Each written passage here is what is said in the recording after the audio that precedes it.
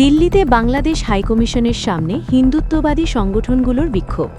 ভারতের রাজধানী নয়াদিল্লিতে বাংলাদেশ হাইকমিশনের সামনে আবারও বিক্ষোভ করেছে হিন্দুত্ববাদী বিভিন্ন সংগঠনের নেতাকর্মীরা।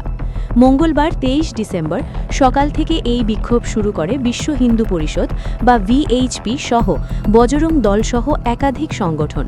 প্রত্যক্ষদর্শী ও সংবাদ সূত্র জানায়, সকাল থেকেই হাইকমিশনের আশপাশে জড়ো হতে থাকেন বিক্ষোভকারীরা।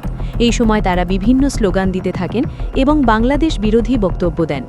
পরিস্থিতি উত্তপ্ত হয়ে উঠলে হাইকমিশনের সামনে অতিরিক্ত পুলিশ ও নিরাপত্তা বাহিনী মোতায়েন করা হয়।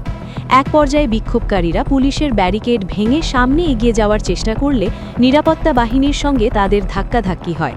পরিস্থিতি নিয়ন্ত্রণে রাখতে পুলিশ কঠোর অবস্থান নেয় এবং হাইকমিশনের চারপাশে নিরাপত্তা আরও জোরদার করা হয়।